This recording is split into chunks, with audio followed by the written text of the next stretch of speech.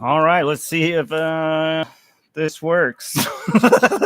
For those that I don't think anybody's here yet, but I am a dummy and I can't figure this stuff out. So we're going live on the webcam. But before that, we got to put these headphones on my daughter's head so she doesn't hear my dirty mouth. All right. That's me. That's her. Okay. You ready? Yeah, ready. These are YouTube channels. Why do you have the YouTube channels? Hey, Josh. What's up, brother? What's going on, Steve? Hold on. I gotta address this situation real quick, guys. I am a mess right now, but it's my birthday, so cut me some slack. Who's Josh? You know. I don't remember him. I don't remember him. Dad. I don't remember Okay, well, him. hold on, honey. Welcome to the channel. Welcome to the channel. Welcome Bye-bye. to the channel. Bye-bye. Bye-bye. What's this not? Bye-bye. Hold on, baby. I'm trying. Daddy's dumb today. I am super sorry for the very enthralling beginning to this live stream, guys, but this is just family life. Family life. I don't remember Josh. So, if you were coming to the channel, bye-bye. I got too many passwords. Watch out for droppers. Okay. Droppers. Here's the deal, baby. Watch out with the droppers. You're going to have to get after it, all right? This is not the movie. Yes, it is. It's the one with the another one. Like this one. Baby, you're going to have to watch this. What? Okay, go. I love you. Go have fun. Don't listen to Dad, because he's about to curse a whole lot. All right, what's going on, guys? Got my cup of water here. Sure, see if I can. Thanks for the birthday wishes, guys. So yes, obviously the live stream it got changed up a little bit there. I have no idea what the hell I'm doing, so we're just taking it one bit at a time. There was no real big plan here. I had never done a live stream, so I guess this was kind of a learning experience. Yeah.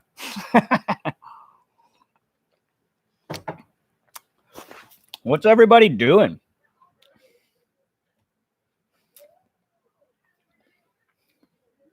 I know it's, obviously, thank you for all the birthday wishes, but, feel free to chop it up. You don't all got to just say happy birthday, man. I'm like 40 years old, guys. I'm like, it's barely celebrated. The only thing I feel that's cool about this is that I feel like I can legitimately say I'm an old man now.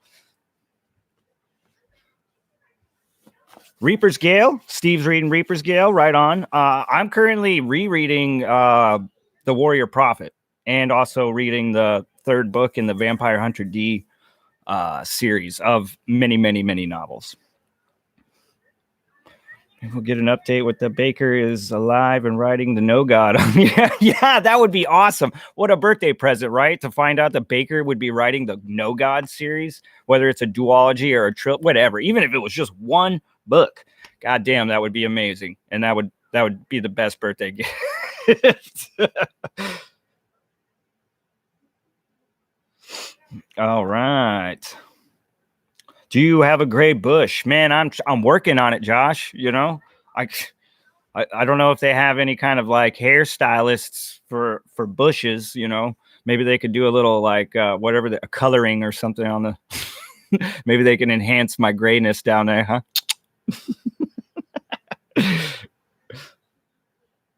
All right. Yeah. I mean, everyone said that would be the best. It would be the best, guys. I think we are all, anyone that's read those books and has gotten to this point where you're done with like Aspect and Prince, you're just dying for something more, not to say, I mean, it's weird how the more I get away from the ending of the unholy consult in a twisted way, the ending of, I am more comfortable with the ending, even if we didn't get anything. I feel the more I get away from those books, but God damn it, I want more, because like the Baker addict in me.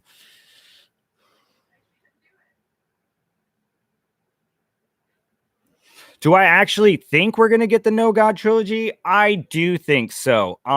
It might not be as soon as we want it, but you got to think too is it doesn't take or it takes quite a while for him to write these books.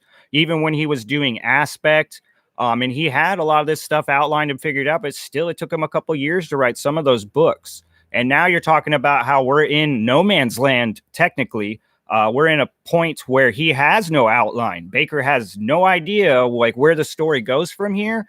So that alone, you got to think it's going to take him some time to kind of put some pieces together, flesh some things out. But then just in the manner that he writes, he did it. I just think it's going to take a while.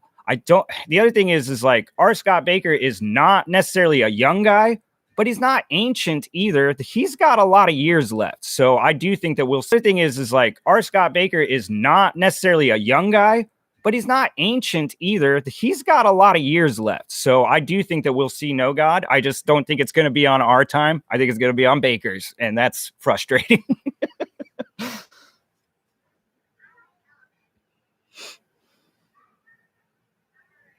Yeah, I mean, he did kind of. I mean, it's hard to find anything. He like as far as like Baker fans trying to get any kind of information, it is kind of discouraging because he's not a guy that's out there like giving you any kind of hope. Really, he's very quiet, and it is kind of defeating at some points. But like I said, I have a pretty firm hope that he will return. The Unholy Consult is the best ending. Yes, Steve, it is pretty badass, man. I mean, it's a hard one at first, but like I said, I think it's one of those that you kind of appreciate where it went and just the genius of it. I guess it's a fucking horror show for sure.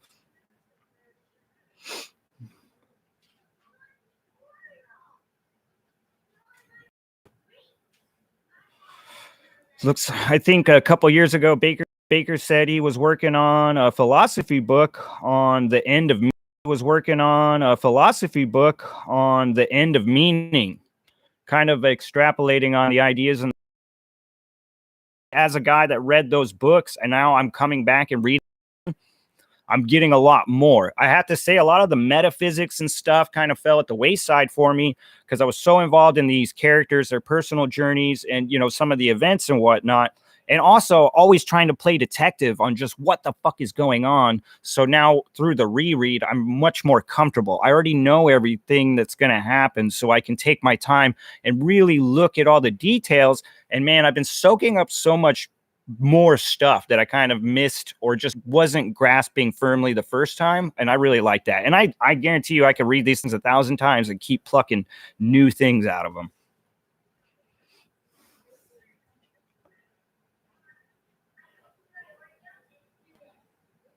In case our souls aren't crushed enough. Yeah, I know. Is Kellis the protagonist or the antagonist? I think that's a great question, but it's also like something that is truly something you can ponder. I feel like it could be up to interpretation. It's kind of easy without spoiling too much. There are things that happen where it can be real easy to be like, Kellis is a motherfucker. He's the bad guy. But he also, maybe this is just a testament to how tricky the Dune Yang can be, because he always has a great argument, right? And some of the dialogue between him and Esmenet, I actually really appreciate in the Aspect, because it really talks about how like he has to play this role of the monster. Like in order to save everybody, he's gonna have to be this monster. I don't know. It's tricky. I don't know what the fuck Kellis is. I know he pisses me off. The all-important question: do you like the Aspect Emperor, Prince of Nothing books more than the Broken Empire? I think this is a really tough thing for me, okay? Because like most people know how much I love the Broken Empire, and the Broken Empire has like this place in my heart because of just kind of like how it really grabbed me and pulled me into fantasy and showed me something different. And Jorg Ankrath was a character that like I had never seen before. And yeah, so Prince and not although the Broken Empire is like just like I have a special place for it.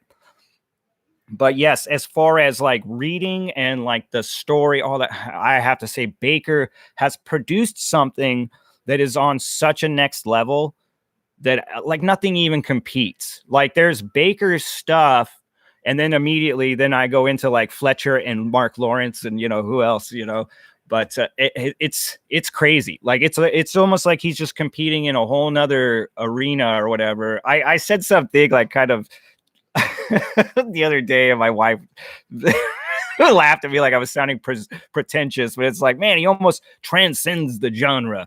But yeah, I mean, for me, he's perfect. So it's crazy.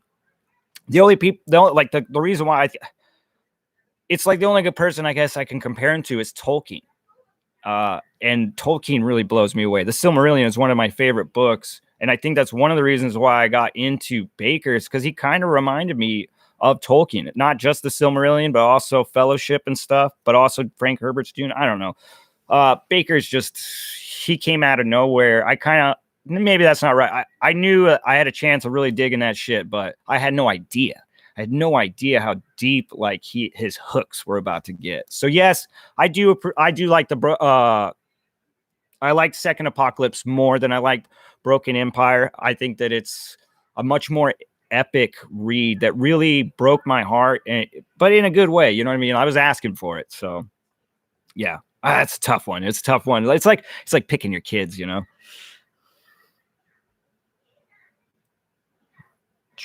Lauren, starting my reread in December. Fuck yeah. I'd love a direct explanation of his ideas. Yeah, me too. Lauren, are you going to join me on the bottle? Ooh. All right. Your review of Empire of the Vampire has me. I don't know what the fuck was TY. I'm old and dumb. Has me tempted, but Christoph's writing style is difficult for me to get into. Okay, so if you're talking about his writing style in Nevernight, and that was hard for you to get into, I have not read Nevernight, but I know people that have read both books, and they have told me that his prose and approach to like story structure and just the telling the story in general is very different in Nevernight than it is in Empire of the Vampire. Empire of the Vampire is pretty straightforward. He does do that crazy quotation thing, but like I said, you get used to it pretty goddamn quick. And though it is a story of dialogue, it really does just roll out like a normal first person kind of story with flashbacks and whatnot. And it was goddamn amazing. I really, really love Empire of the Vampire. And I'm glad that we have another book with just vicious, fucking mean ass vampires, man.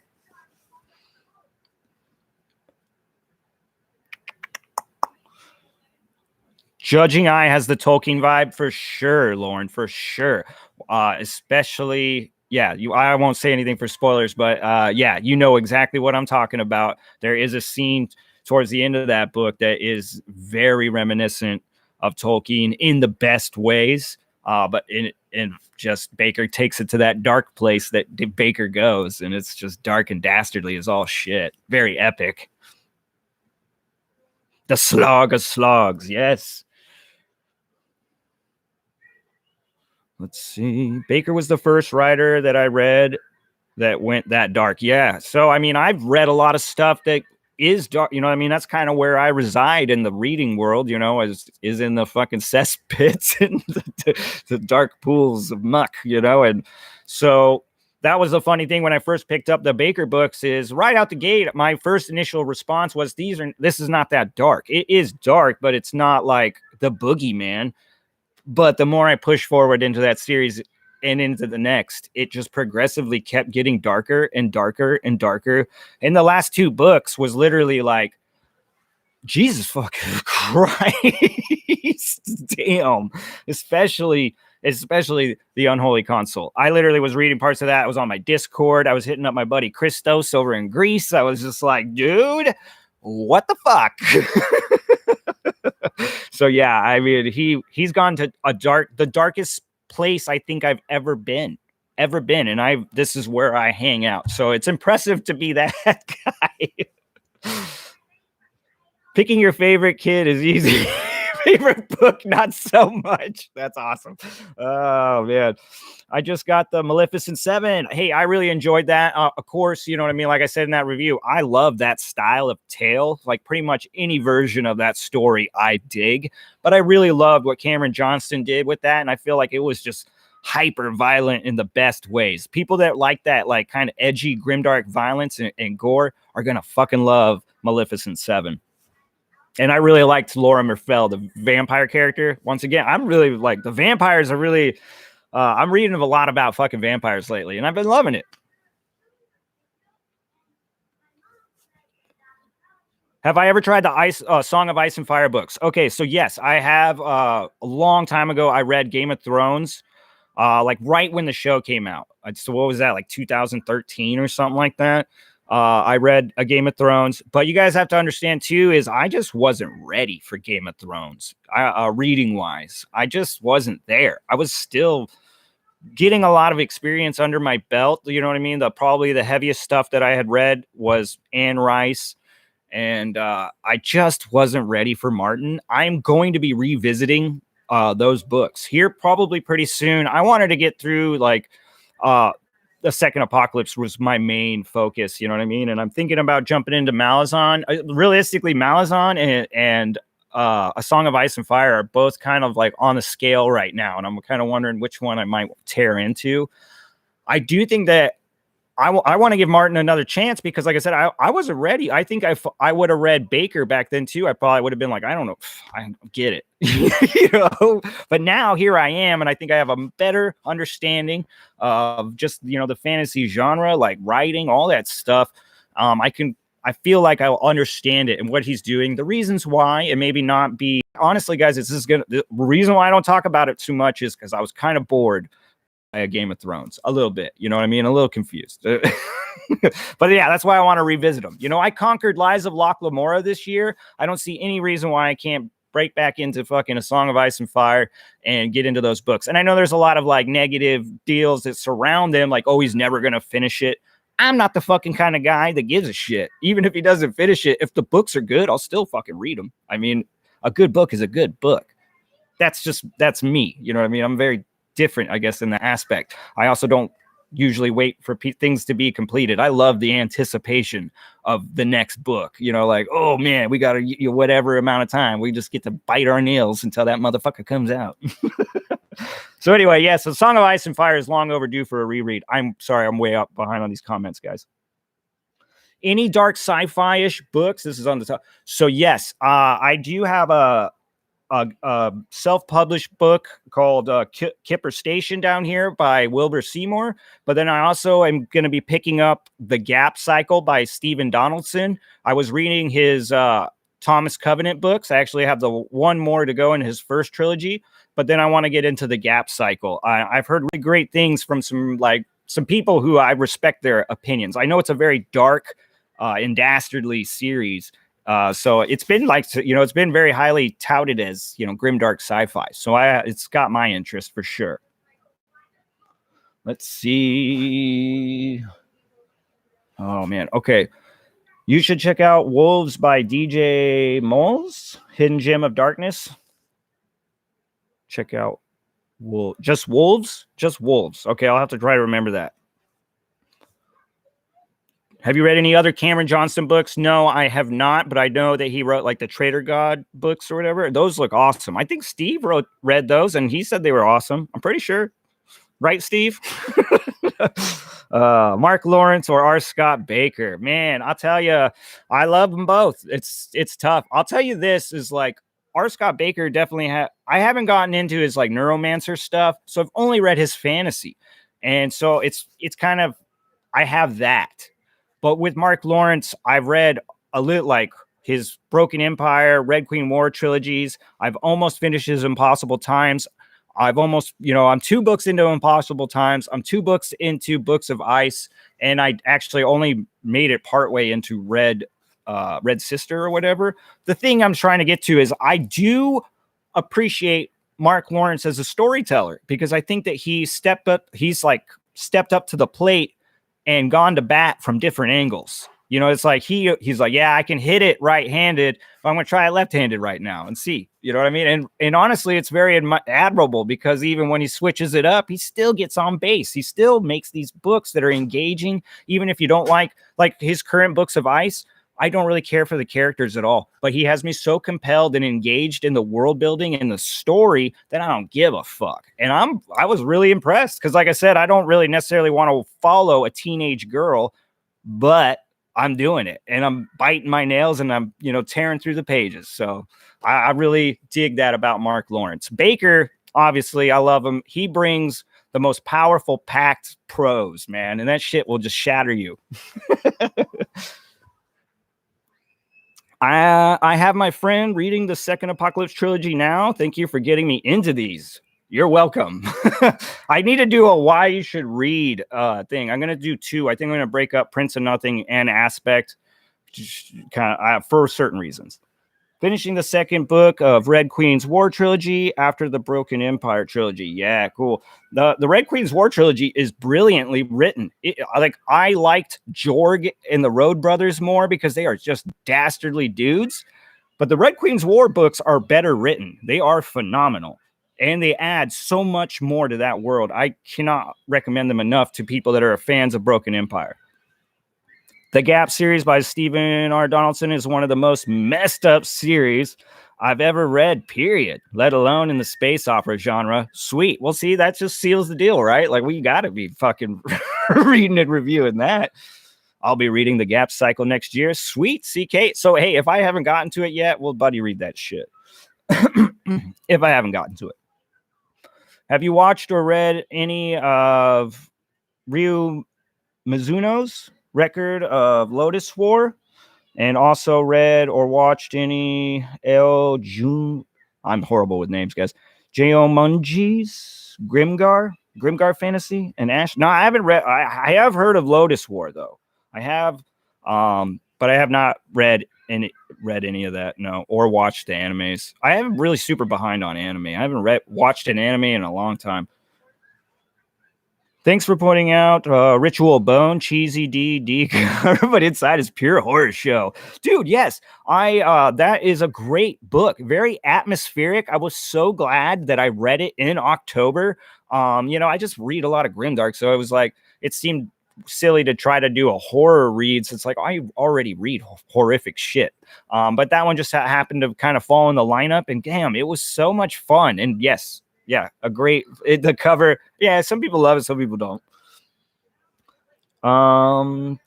The Dusk Dawn duology by Tim Leben is really good and very underappreciated. Okay.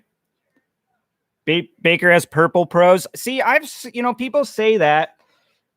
I want to say it's heroic prose. It's just a little bit, it's more epic in style than it is like poetic. Though it is lyrical and shit at times too. But I mean, these are just fucking opinions. I'm not right or anything. I've actually seen this a lot lately. People saying they had purple prose. I think it's heroic prose, but what the fuck do I know, dude? Record of Lotus War and Grimgar are what I call grimdark light. Okay, cool. Yeah, I dig stuff like that too. You know what I mean? It doesn't have to be completely, fucking horrific and just nightmarish. It can be just a little dark, and I'll still dig it. Yeah, Just Wolves. It's a standalone. First review on Goodreads says rage on a page. Woo! Fuck yeah. All right. Have you read the Dark Elf trilogy? No, I have not. The Dark Elf trilogy. What's that's not like Drizzt or anything. Is it Drizzt? Someone's mad already. Let's see. Going to the used bookstore in a bit. Pumped. Yes, dude. Used bookstores are the shit, dude. I have an awesome one here in Anchorage. It's called Tidal Wave, and it's a big bookstore, and they have so much to offer the community, and it's amazing how I'd rather go there than a brand new bookstore. It's crazy. Support your local bookstores either way. Or Amazon. Who gives a shit? Just get them books. Planning on reading the darkness that comes before after I finish the wisdom of crowds. Sweet. I'm working my way up to that right now. I just finished Red Country, so I'm gonna everyone's telling me to do the short stories. I just want to jump right into fucking Trouble with Peace or whatever it is, but maybe I'll do the short stories. We'll see. Either way, I'm super stoked for that this newest trilogy of his. I've heard that he's only gotten better, and I do think his writing is impressive. Black and purple. Yes. I love it. I love it, B Money. I envy your R. Scott Baker collection. Thanks to you, I noticed the author, but would like to ask you, did you read The Pariah by Anthony Ryan? If so, what's your opinion? Do you like his work? I have not read The Pariah. I have not read anything by Anthony Ryan. I think I might have gotten maybe some misinformation about Mr. Ryan. Someone told me he wrote YA, so I just never thought about buying his stuff. But then I saw there's writers that I know and get to talk to every once in a while, and they read and reviewed the fucking book and liked it. And I'm like, well, shit, I should probably maybe check that out. The cover, I really dig the cover.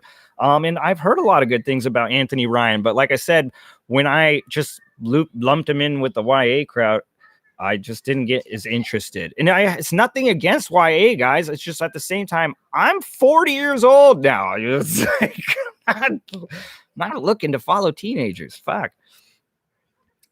But yeah, anyway, if you've read Pariah, what did you think? I'm interested. I love the cover. I think he's just god tier prose. Yeah, Narsal, I agree. Or Steve, I agree, man. David Desero, what is up, buddy? Hope you're having a great Saturday, bro. Used bookstores are awesome. Yes, they are, man. Yeah, Driz. Du Erden or so. I love these books. Okay, so I have not read those books, but I know who the character, and I've read R.A. Salvatore, who I believe is the guy who writes those books. So I mean, I know a lot about it. I just never got around, and I know that it's got quite a fucking fan base. I'm guessing it's sort of like a pulpish style fantasy, right? Like there's probably a whole bunch of these books, or just in the style that they're written. Just finished Prince of Nothing, waiting for Aspect to come in the mail. Will any author blow me away like Baker again? Okay, here's the thing. Baker blues are a fucking real thing, and you'll see fans saying this shit, and it's real easy to just kind of dismiss other people, right? Like you're like, oh, they're just jaw-jacking, running their mouths again about Baker, and oh, yes, okay, we get it. He's, but yeah, I mean, the thing is, he is that goddamn good, or he can be. He can hit certain specific readers so hard in their core that it changes the game for them, and they can't really go back out onto the playground and look at the fucking swing set the same anymore. Things are different, but that doesn't mean that you can't enjoy books. I think what you got to do, I had a hard time coming off the Unholy Console. I actually had a little mini reading slump. I was lucky that I had a couple books that I had already read that I could kind of fall back on reviewing. But yeah, you just got to kind of get to this point where if Baker hits you like he hit me, you're going to have to take a step back when reading anybody else and just go, look, it's not Baker. So quit comparing it, trying to make it, or, making it less because it's not this. It's its own fucking thing. You're just going to have to fucking enjoy variety. That's the thing, right? You got to get to a point where you're like, okay, yes, this is my favorite flavor, but it's good to fucking, try something else every once in a while. I have to say, I had Empire of the Vampire is probably one of the books that really hit me hard. It made me so engaged, so into the story. And that had been a minute since, basically reading Baker's books. I have a handful of books this year that really hit me hard, and a whole lot of books that I just liked, and a lot of that had to do with Baker. But I would say Between Two Fires by Christopher Buehlman I want to say The Tower of Living and Dying by Anna Smith Spark and The Empire of the Vampire. Also, I kind of want to add that second book from the Chasing Graves trilogy, probably those 4 this year. Oh, and Congregation of Jackals. Those were really pleasant and I really enjoyed them. And it didn't, the Baker Blues didn't affect me, though I did read some of those kind of before I finished the Baker books. But anyway, there's still plenty of hope out there, okay, for you, for the Baker cult members. Just understand, you're going to have to not compare it to Baker. It's just like being like trying to compare everything to Tolkien, okay? It's like, you've seen those people do that. And that's basically what we're doing with Baker. So we got to stop. All right. I'm sorry. Okay. I found you after reading Prince of Nothing and searching for a spoiler review, and I loved it. I have the second apocalypse waiting the right moment, and no other book kept me constantly in a grim state. Yeah, I mean, they can really do that. This second time around, I was really starting to read some of this stuff and made me think, man, if somebody maybe wasn't in like the proper headspace, or maybe if somebody had like certain rigid like beliefs or whatever, this book could really shatter your system, man, and leave you compromised. And I say usually in the best ways, but maybe not. Maybe like this could really skew the way you see the world if you're susceptible to it. It's that dark and very introspective. So it's not just dark because there's guts. It's dark because where they're going, like mentally, spiritually, all that. Happy birthday. I know you have a baby. Congrats. But don't know if you have more kids. I do. Have you thought about good fantasy to introduce to your kids too? Yeah, I have 4 kids. They are not as interested in fantasy as I am, though the little ones I can kind of get into, but obviously it's nowhere near the kind of fantasy I like. When they were even little, I tried to make up like a lot of fantasy stories. This is where the character of Crick Crack, the crazy wizard, was born. He's a crazy wizard that I would just insert to certain stories to my kids. Who then the adult version of Crick Crack is Crick Crack, the Spernard sorcerer, not to be fucked with. All right. But yeah, I mean, as far as fantasy, I really want to get them into, I would like to try Redwall, maybe something like that. I don't know. If you guys know anything that's kind of cool fantasy or whatever, I'm totally down. I guess Harry Potter is probably the big one. I mean, everyone probably reads Harry Potter to their kids. I think that my daughter Clara might really dig Harry Potter. I don't think Dahlia would sit still for it, but maybe Clara. All right. R. Scott Baker and Robin Hobb fans sound the same. I haven't read either. Yeah, well, that's it, man. When you find something that you really hits you hard, man, you just can't stop screaming about it. And it gets annoying sometimes, but we just have no shame. No shame. All right. Acts of Cain also will help. Cain is a gigachag. Acts of Cain is another one that I'm actually really trying to get into. I was already supposed to have read it. I've got a little bit into it. I really got to finish that. That's going to be a big one for my next Grimdark Reader Guide. I'm going to do a Grimdark Reader Guide Volume 2 sometime, but I have specific books that I want to read just in case that they really deserve a spot on that list. So I got a minute and quite a few books still to read. The Empire of the Vampire book looks thick on the camera. Yeah, it's a thick bastard. It's let's see.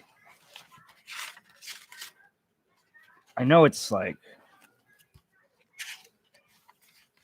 728,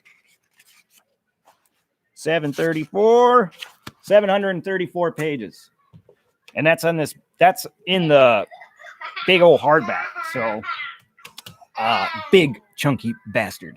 And that was one of the main reasons I didn't want to pick it up, honestly, guys. I wanted books that I could slam through, but I slammed through that one. I have seen some mixed reviews, you know what I mean? That doesn't change my opinion on it. I still think it was a very engaging read that grabs you and brings you in, haters gonna hate. Let's see.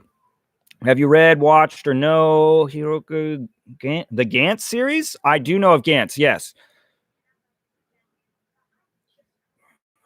Points, it wavers between the 2 points, but then ends up just messed up. I might have to check that out some more. I know of it, I just don't.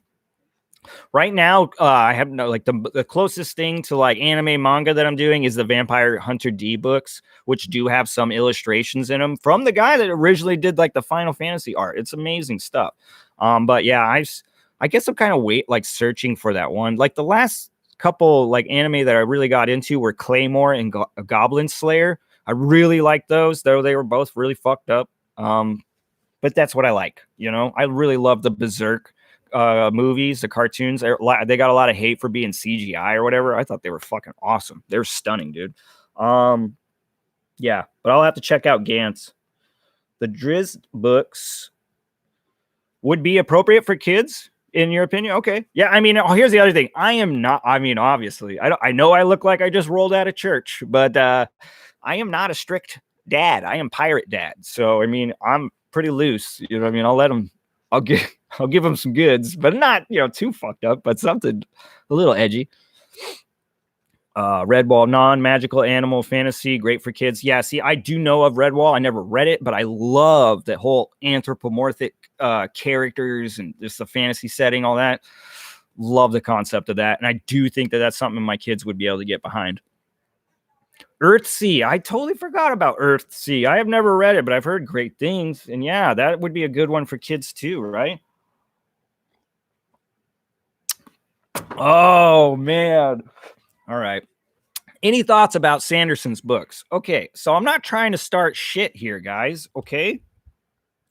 But to me, Brandon Sanderson is a PG-13 author. That doesn't mean YA. That means PG-13. Think about it. Adults watch PG-13 fucking movies all the fucking time because they're not necessarily designed for 13-year-olds. They're just designed for, a younger crowd, or we're adults, but then also are okay enough for a 13-year-old to read or to watch. And that's what a Brandon Sanderson book is. It's a book that adults can get into, but it's also something that you can hand your 13-year-old and not be too worried about. Now, I am also kind of talking about Mistborn because I have not read his other stuff. I've read Mistborn. And I really liked Final Empire. Honestly, I remember when I first read it, I was like, dude, this is the shit. And trying to explain to my friends about ingesting metals and doing powers. And they're like, get the fuck out of here, weirdo. But yes, when it all boils down to it, I feel like Brandon Sanderson will always kind of make a compromise, and he'll always bring you the more like padded version of the story. It's not going to be cutthroat. It's not going to be, it's just I feel like there's boundaries and borders a little bit on some of his stuff. And I think I love Brent Weeks, but I think both of those guys are a little too verbose as well. They could maybe shorten it down a little bit. I don't know. I'm very critical of Brandon Sanderson. A lot of it has to do with how much popularity he has and how much, like, just the fucking bajillion people swinging off his nutsack. But I have nothing against the guy. I just don't see him anywhere near the kind of author that everybody else does. But this is why it's cool. We have all these different opinions. And one of the reasons why I wanted to have a channel was to put a different, perspective out there. One that isn't necessarily anti-Sanderson, but you're never going to see me talk about him really on this channel unless you guys ask me questions about him. So yeah, that's kind of where I'm at with Sanderson. Vampire Hunter D is so good. I am loving it. I was so blown away. I loved the anime when I was a kid. The first one, not even the really cool one, the shitty one. I loved it.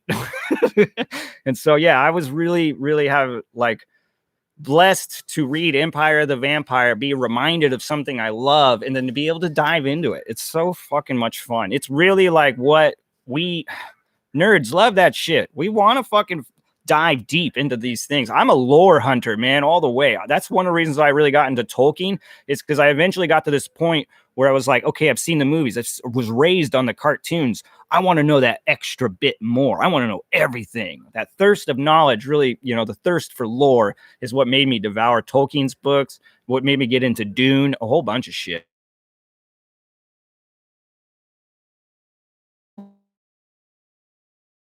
I've been struggling with all these new shows lately, guys. And I told everybody on the Discord, I'm like in psycho mode right now. For some reason, if shit's not just going ape shit right out the gate, I'm like, man, what the fuck? I'm bored. Or I'm like, is this a kid show?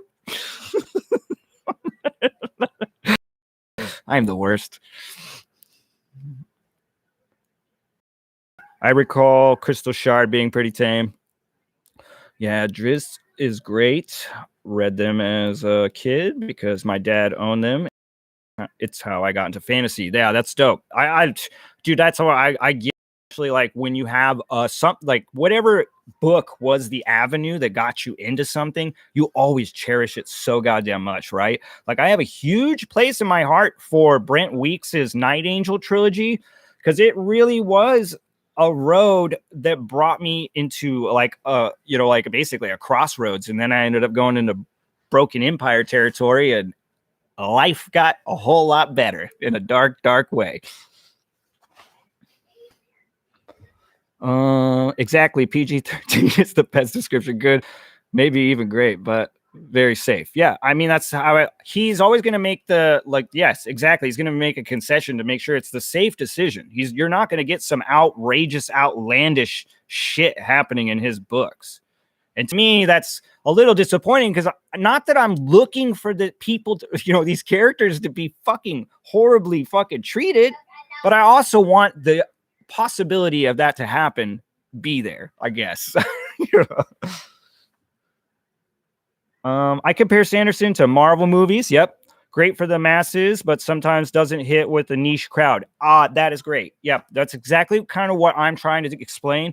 And if somebody's trying to like take that in a bad way, I don't mean it in a bad way. I like fucking Marvel movies, you know what I mean? But they are designed to grab a massive crowd, to please a whole bunch of people. You know what I mean? So they're not making like specific decisions that like he's saying niche groups will fucking love and hold near and dear. No, it's not about that. They're just casting the big net. They're throwing out the cool ideas, the safe shit, the stuff that they know that works, kind of. Man, I just missed one. Okay, so take a trip to Wiki 3 days later. I need to see other people, consume other media. All right. Next reread for me will be First Law and the other standalone. Sweet. Yeah. One day I think obviously I'm trying to make my trek all the way through it first, but I would like to revisit Blade, the Blade itself, because it's probably like the one I like the least. But I'd like to revisit it and see if I have a different opinion on it now, years later. Mm-hmm. Yes, more people joining the Church of Nothing. That's right. Some old school fantasy, 1960s, that I read as a kid. Andre Norton's Witch World. That sounds awesome. It was my first high fantasy and got me into the genre. Yeah, sweet. Like I said, man, like anytime someone tells me about the book that they got them into fantasy, I feel good, like feel good for them. Just like, yeah, I know that feeling, man. It's fucking awesome. And I love shit like that too. What character from a book you've read would you not want to meet? Not want to meet.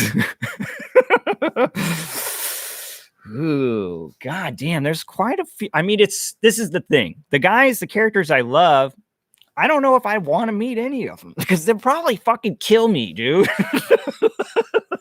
I'll be like tiptoeing through the tulips just trying to keep my fucking life intact.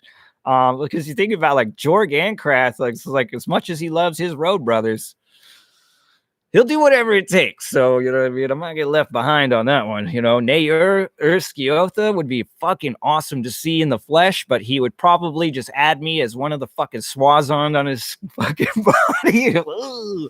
But let's think of somebody, though. Let's think of some real dastardly motherfucker that I just... Oh, you know what, dude? I'll just tell you. Like, it makes it like... It took no time as soon as I said that. Like, Kel Momus. Fucking Kellis's son. That little fucker. Oh my god, I don't want to be anywhere near this motherfucking kid. I'm calling social services and some other shit too. That'd be funny if the Shroud Knights had social services.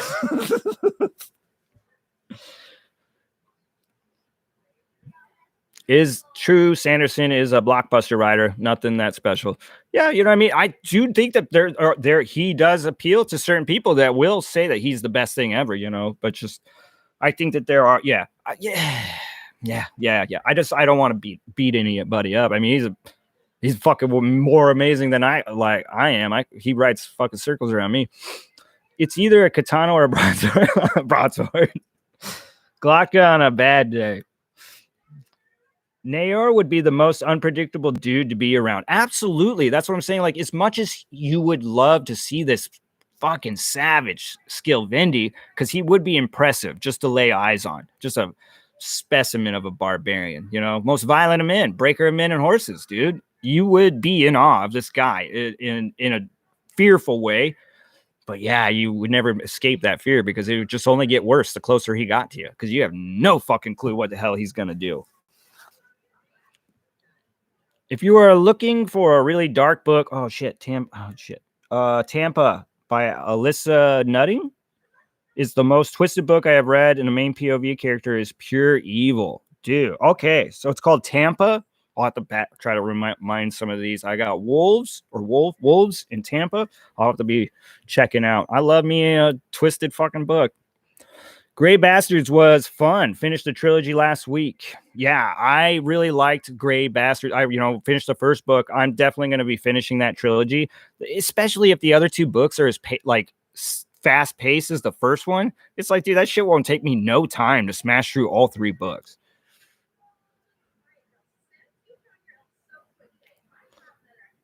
Ever read any Michael R. Fletcher? No, never heard of him. Who's that? Yeah, I have read some Michael Fletcher. I have read all of Michael Fletcher's stuff except for I haven't read his Millennial Manifesto, and I just picked this one up I have had it, but I mean, I actually put it in my hands the other day. Swarm and Steel. Swarm and Steel is a Manifest Illusions book. It's actually a standalone. One of the reasons I was kind of holding out, like waiting for like around the time that we'd finally get the next Manifest Illusions book that I would read it, but I'm probably going to tear into it actually probably here pretty soon. And that will kind of put me up to date with Michael Fletcher's stuff. I know that he's getting ready for the third book in the Obsidian Path series. And if you guys aren't reading that shit, woo, you need to. It's fucking awesome. Especially if you, I mean, it's first person. You're dealing with a guy who lost his memories. So the way that you're just kind of learning shit is so interesting, and it really keeps like the story intriguing. Then book 2, you kind of have a better grasp of this dude. And you're still just kind of slowly watching this dude make worse and worse decisions. You know what I mean? For certain reasons. It's a great like little book or a series for like grimdark discussion, because it's really captures a lot of the essence of all that shit. But it's also just a fucking wacky wild ride, and it is amazing how much Michael R. Fletcher can cram into a book. It really reminded me of like Michael Moorcock, because that guy would write like a tiny little book and it'd have like so much in it. And that's really what my Fletcher is doing. He's just cramming content into these books, and it's all good. I have written and illustrated the first grimdark book for kids. Now it is the only book they want at night. That's awesome. Your laugh reminds me of Nick Offer. Man, who's Nick Offer? I hope he's cool. Do you write? I do. I've been writing in my head for years. I just finally started writing like on my laptop this year? Last year? I don't know. I kept it really secret. I kept it really close to the chest. I only told a couple people that I started. I got about 30,000 words into my first project, and I hit a whole lot of goddamn snags with world building and just plotting and stuff, because I started the book. I just started writing. I was like, fuck it, I'm going to just try it, and I tried writing something that was present tense, third person, all these things that are hard for me. I'm much more like a first person kind of deal. But it taught me a lot. It taught me an awful lot. And I put I shelved it, and then I just didn't do anything for a minute. And just recently, about like 2 weeks ago, I picked up my laptop again and started writing again. So now I'm working on a love story. Yeah. This is maybe why you'll kind of understand another reason why I want to pick up that Fletcher book, because that is a love story as well. A fucked up love story. And of course, that's what I want to write, a fucked up love story. So I'm currently writing a very fucked up love story between a ghost and a magical sword. So they're lovers. And yeah, I mean, sounds ridiculous already, doesn't it?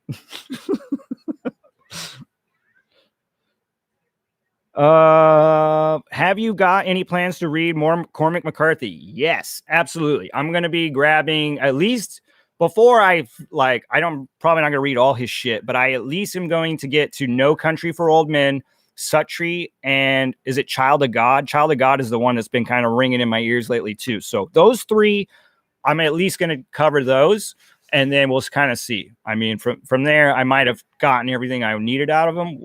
No clue.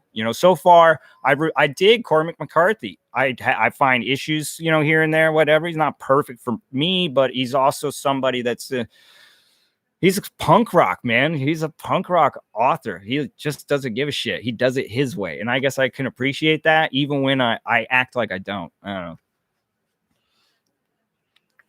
Who's your favorite Moorcock? Oh shit. Moorcock character.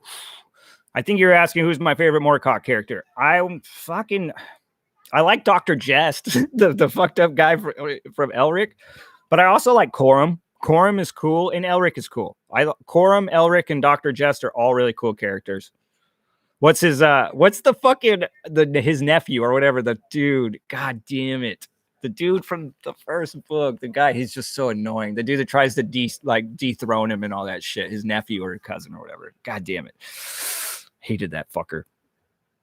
Hi, Red. How much Sandman Slim have you? I've only read the first book. I like Sandman Slim, though. I also Demons Inc. by Clayton Snyder was really similar to Sandman Slim in that, like, I guess the same kind of vein of urban fantasy. Loved them. I'm definitely going to be continuing that. It's at this point, it's one of those just many books that I'll be continuing. Have you read the Hannibal Lecter books? No, but I watched the TV show years ago. My wife and I did, and God, I loved it. I loved Mads Mikkelsen as Hannibal Lecter, and I was a little on the fence at first, but God damn it, if he didn't really steal the show, Lawrence Fishburne, all those guys did a bang up job. And it was a dark ass TV show for like a basic cable show. Like, holy fuck, they went for it. Very artistic and stuff too. I think the creators went on to do American Gods. So yeah, I'm pretty interested in reading those books because I know that the show was based off the books. And I think they were more loyal to the subject matter than the movies. What's the name of your main character? Well, in the one I'm writing, the love story, the main character's name is Vicar, Vicar. And then the sword's name, her name is Valkyrie, not Valkyrie, Valkyrie, like Valkry. Vicar and Valkyrie.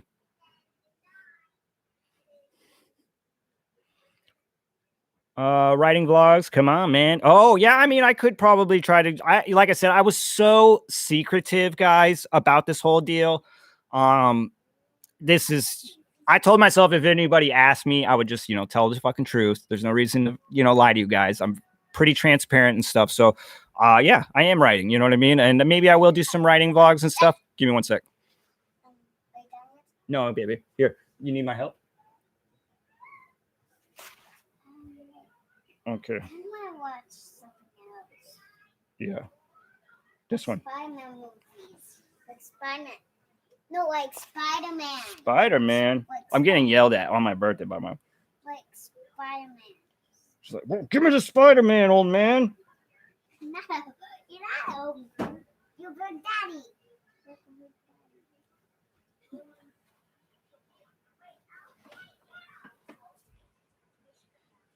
Okay. Sorry about that. Anyway, yeah, maybe I will be doing some writing vlogs or something. I'm not sure. I'm not. One thing I'm glad is like being a reviewer. It taught me a lot more about stories and writing. And I will tell you this: trying to write taught me a lot more about reviewing. Me reviewing books became a whole lot different when I started writing because I understand how hard that shit is, guys. It's not fucking easy at all. It's so hilarious. Like, you think you got it, and then you're like typing away, and you're like, this is fucking garbage. Like, how? Or you write yourself into a corner. You're like, how do I get out of here? There are so many like pitfalls and just traps to fall into, and just, you end up creating this garbage. So you got to give it up to these people that are creating conducive, or just like coherent stories, just like shit that makes sense, shit that's fun, yada, yada, yada, fill in the blank. It is fucking tough work. It's become really hard for me to really like crank down on anybody for a book. Like, if I don't like something, I'll be like, yeah, I don't like it, but it's still like, obviously there was, care, time, and whatever put into it. It's made me kind of more, honestly, writing maybe might have made me a more wishy-washy fucking reviewer because I just understand how tough it is to write. So I've like made it harder for me to like freely be like, fucking bleh, bleh. I don't know if that's a good thing or a bad thing. Will Fletcher release the third Obsidian Path book in hardcover like the first two? Because I have yes, I have the two. I have them in hardcover too on my top shelf over here. Love those. I got the matte black and the matte blood or whatever edition. He better fucking release the hardcover. God damn it. I think he will. I'm pretty sure he will. I don't know what color it will be though. It's got to be something besides black and red, right? Jamie, I know I will.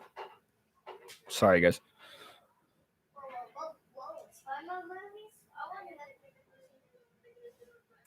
Okay, sorry. Have you got any plans to check out any manga? I mean, Berserk and Monster were made for you. Yeah. I have the first 6 volumes of Berserk. I was actually just starting it. When Kentaro Miura, the creator of Berserk, passed away. And it was, for me, I just couldn't cover it. I just couldn't, because I knew what was going to happen on the internet. It was like, literally, he passed away. Well, it's all over fucking YouTube. Everybody's covering it. It's fucking one after the other. You can't slide, 2 videos down without seeing a fucking Berserk video.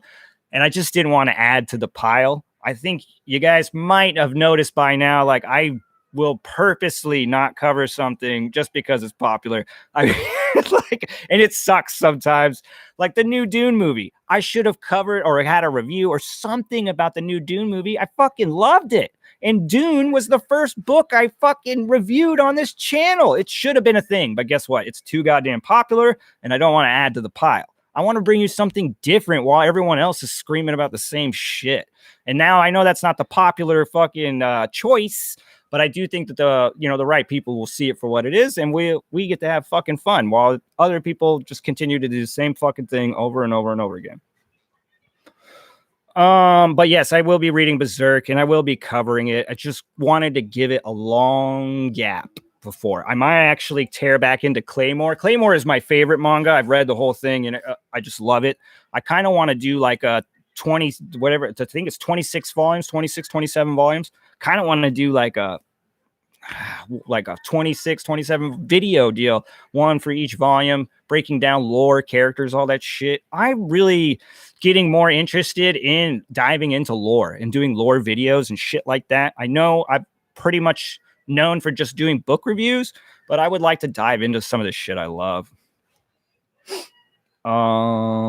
Hey, Red, I just wanted to thank you for awesome content you've been dropping since day one.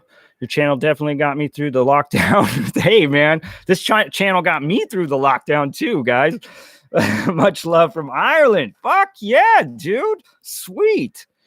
All right. Any good Grimdark standalones? Yes, of course. There are plenty of Grimdark standalones. So the first one I'm just going to go out and say is going to be this bad boy right here.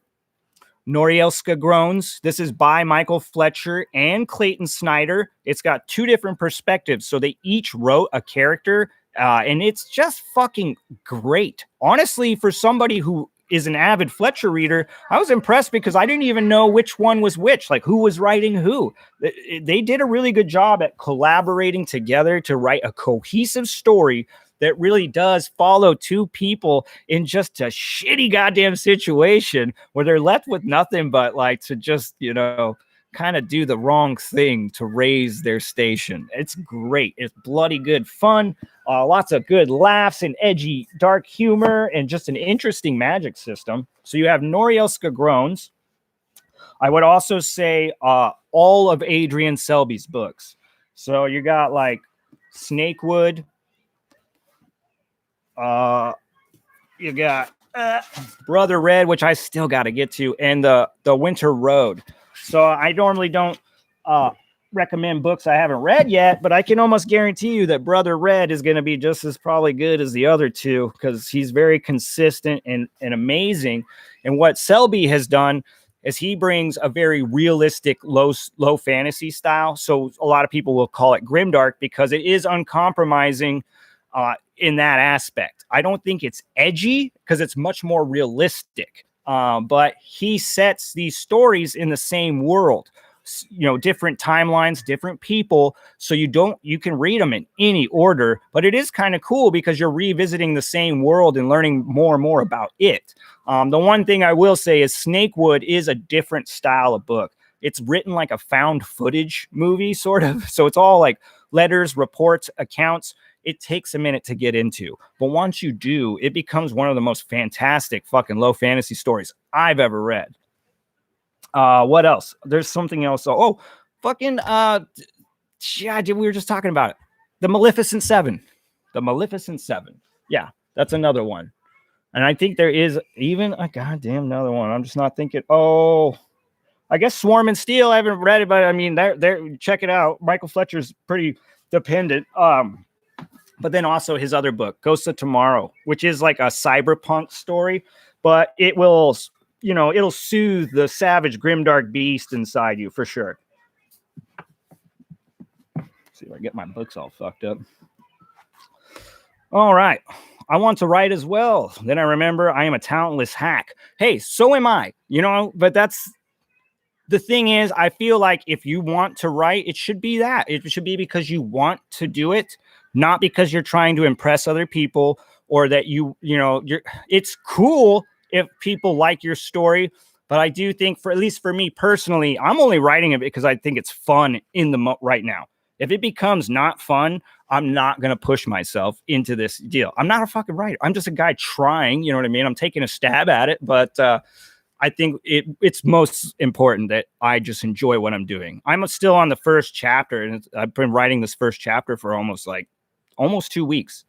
But I don't, some days I might only get like 100, 200 words written. I'm taking my sweet ass time and having a whole lot of fun, really soaking it up and envisioning. And I think that was one thing I had a problem with on my last project. I had I had one or two little ideas and I just ran with it. So I had no idea what the fuck I was doing. It was like total discovery writing. And so that's why I came up with so many problems. This one's a much more straightforward plot, kind of making it easier for me to just concentrate on the characters, this crazy love story and whatnot. And it's been a lot of fun. So even if we're hacks, we can still have a hell of a lot of fun being hacky.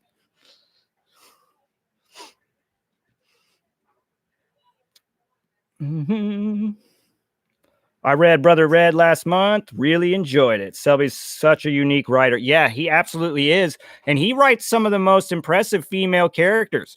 These are old, and usually he has them, get a little bit older. So you're getting like an older female character, which I feel like is kind of something you don't see a whole lot. You see a shit ton of 16, 17-year-old female characters.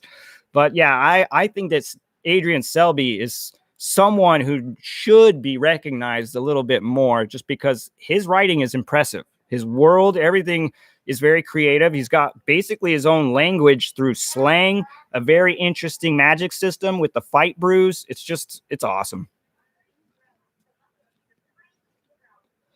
If you doubt your writing, remember the words of Jake the dog. Yes, I love Jake. Being bad at something is just the first step of being sort of okay at something.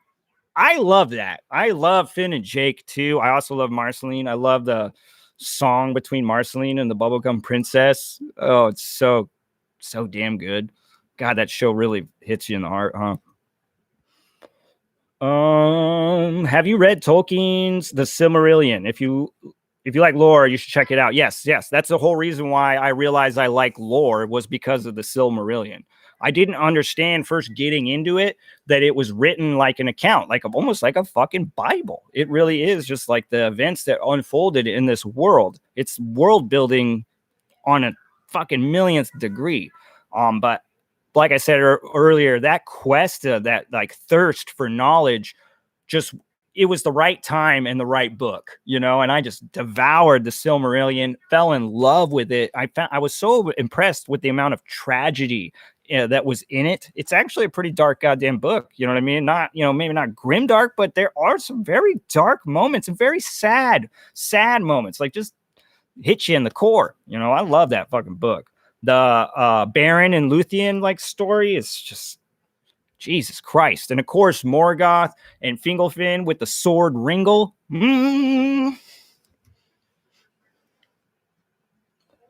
All right. Any Jesse Bullington fans out there? Hail the Brothers Ghost Bart. Okay, so I have this book. I have the Tales of the Brothers Ghost Bart. I need to read it.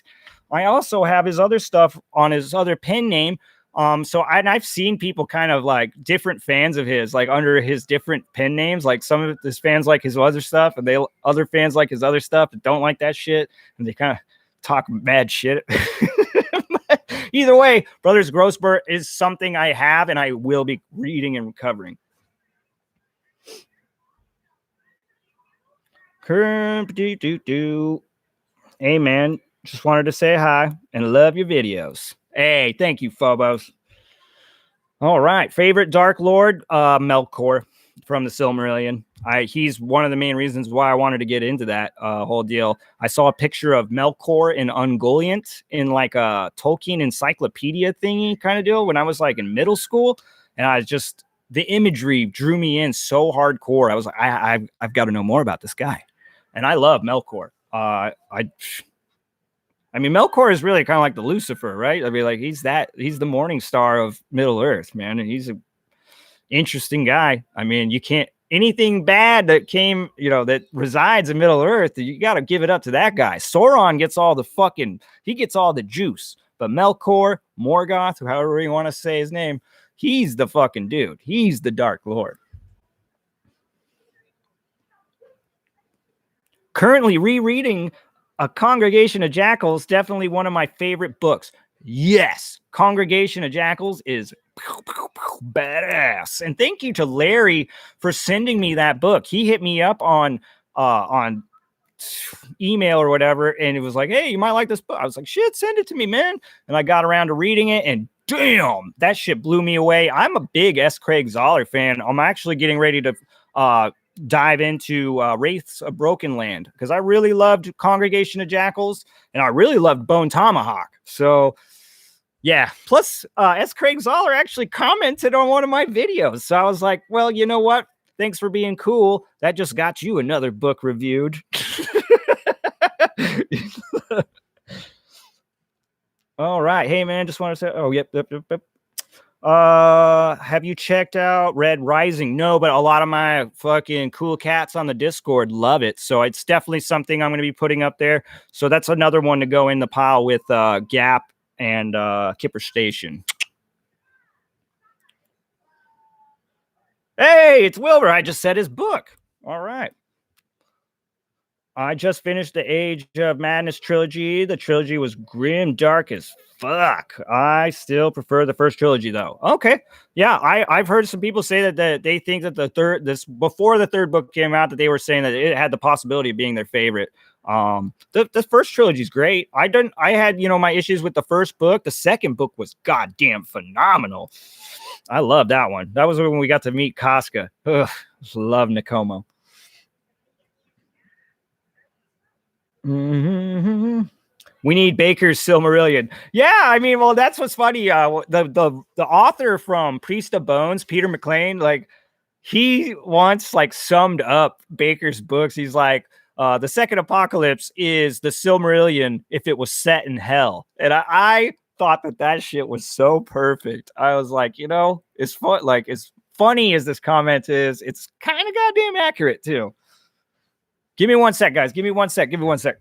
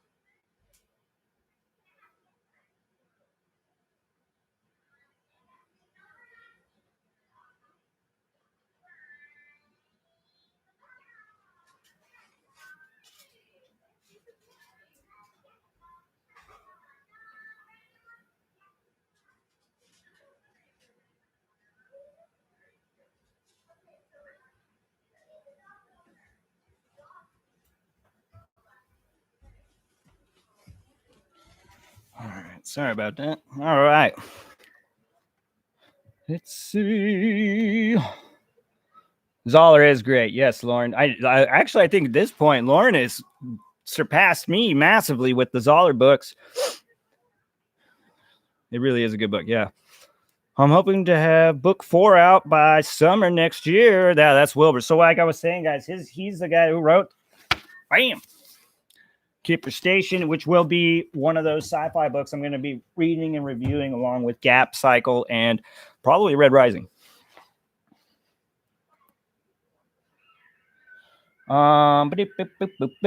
Skate or Die, dude. Fuck yeah. Well, I love you. All right, Zoller's Race is a great Western horror too. Really like Slanted Gutter and Mean Business on North Ganson. Yeah. All right. Yeah, the Slanted Gutter looked really good. I think I might not even have known about the Business on North Ganson until you guys were talking about it.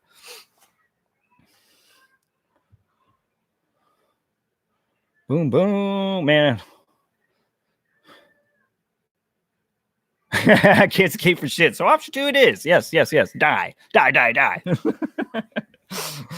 Skate or die. Skate or die. That was a video game, right? Am I fucking hallucinating that? I just like remembering playing the shit out of that.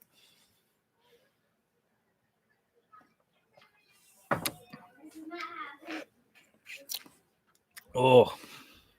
Dad, whenever time I just play this, it just does this.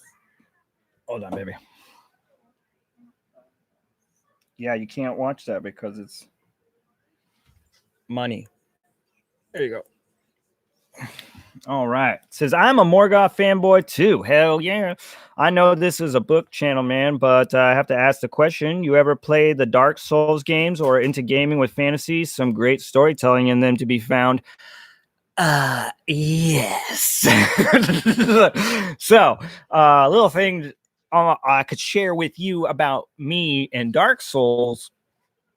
I fucking love Dark Souls. Okay. So when Dark Souls 3 came out, my PlayStation ceased to be a PlayStation and became only a Dark Souls 3 player. That was it. There was nothing else going inside that thing. I don't need it for anything else. We're just playing Dark Souls now from here on out. I fucking loved it. Dude, I remember like with the waiting for the Ring City like DLC to come out and just like pacing my living room with the controller in my hand, watching the timer tick down like, oh, we're going to fuck some shit. I love the Souls games, Bloodborne, all of it. In fact, I am extremely depressed. Not extremely, but I'm a little like sad in the pants because Elden Ring is coming out. And I still can't find a fucking PlayStation, man. Those things are hard to get your hands on. So I'm probably not going to be playing it for a while, at least until, those things actually begin to actually circulate through stores and not just, this weird mad dash. Every time they fucking restock them, they're gone in 10 minutes. So Whenever I can get a PS5, I'm definitely going to be doing Elden Ring. And God damn it, I told everyone on the Discord a while back, I was like, dude, my channel might suffer. That's like, that is how much I love FromSoft video games. And the fact that FromSoft and George R.R. Martin got together and created a fucking fantasy game that is a lot like Souls. It's like it's like they asked me, what video game do you want to play? And and they just made it specifically for me or some shit. I am extremely excited. So yes, Dark Souls, praise the sun, baby. I love it. Nintendo. We've been playing some Switch lately. My wife's really into Animal Crossing, and my daughter loves Smash. So, but I did get to play some Pokemon. What was it? Pokemon Pikachu something with my daughter. Dude, I got into that shit. I was Pokemon training my ass off. Is Alaska as scenic as it looks on the net? Any places near you that are scenic? Yes. So the thing about Alaska is crazy is like no matter where you kind of look in the back in like the background, the backdrop is always like a postcard fucking picture. You know, where we got mountains and shit everywhere. It is fucking beautiful here. But when you live in a city, like it's a little less beautiful here in Anchorage because Anchorage is basically the only like a real city. Like we have cities all over Alaska, but Anchorage is like a real city. Like it's not like a small town or like a small city. It's a city, and it's dirty and lawless. It's just got fucking issues. So it is not a very pretty looking place a lot of the time. But all you got to do is look up into the background, and it's goddamn gorgeous. It is awe-inspiring. It really is. It's, I don't know, man. I used to love going on hikes just because once you reach the top, it was like the view you got was like spiritual. It's fucking crazy. All right. I'm a sucker for like scenery though. So, you know what I mean? It might not hit everybody the same way. I love a brilliant fucking scene. That's why some of the like the Lord of the Rings movies were really stunning to me. Like the set, like it just beautiful world. Have you played Bloodborne? It's my favorite game of all time. Yes, I love Bloodborne, man. Just along with the Souls games. I'll tell you what, I was getting my ass handed to me by that one guy. Father Gascoigne or Gascon? That guy fucked me up. It took me forever to beat him, dude. Forever. I stuck on The Witcher 3 at the moment. Oh man, so Witcher 3 was like as soon as like but right before I started my channel, I smashed fucking Witcher 3 and the new Red Dead Redemption game, like two massive open world games. I beat because we were on lockdown. I had nothing to fucking do. But at the end of the playing and beating those games, I felt sick because I had just done nothing but stare at the TV and click little fucking buttons for hours on end. I think one day I did like 12 hours of fucking playing games. Jesus. And yeah, so I didn't feel good. And that's how I actually got into reading books again, because I was just like, dude, I got to do something else. But Witcher 3 was the shit, dude. I love the little mission where you have like the weird fucking fetus thing. And it's like flying through the field, trying to show you like where to go. And it's so fucking dark and fucked up. All right.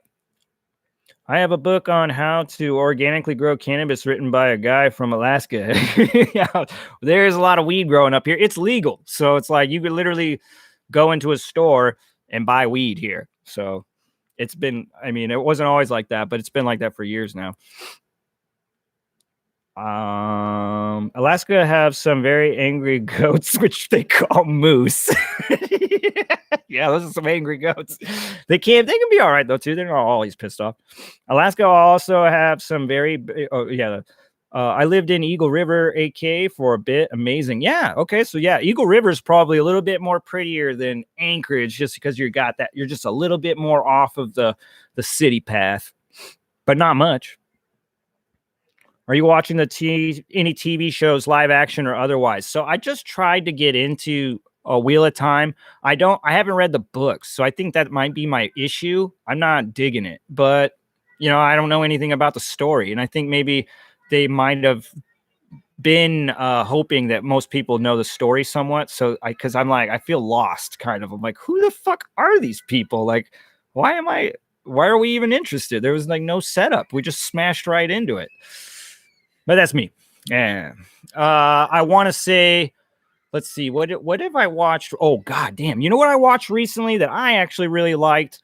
Was The Harder They Fall, or was it The Harder We Fall, or The Harder They Fall? It was the Western that was done with all the black actors about like the real black cowboys. But, you know, obviously it wasn't a real story. They took people from real fiction and made a very glamorous, you know, Western out of it. And it was bloody and brutal. There, like some of the shit was like, it was straight up. It reminded me of kind of like Congregation Jackal's Blood and Radius, like violence. It was brutal and it was awesome. And there was some funny shit in there too.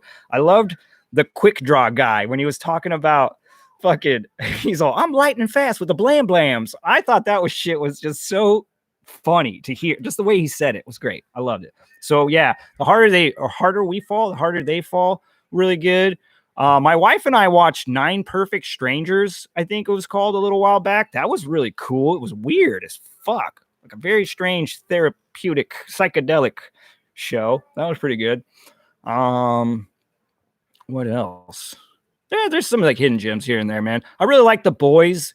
That Boys TV shit are on the Amazon. I can't wait for the next season of that to come out. That shit's fucking, that's a grimdark show. Ahoy, Mark. Hey, we got Alan. Right on. What is going on, brother? Have you gotten into the Age of Madness trilogy yet? Nope, not yet. I'm just on the cusp of it. Just finished Red Country. All right. I'm moving to Alaska. Well, that's sweet. Where are you going to move to?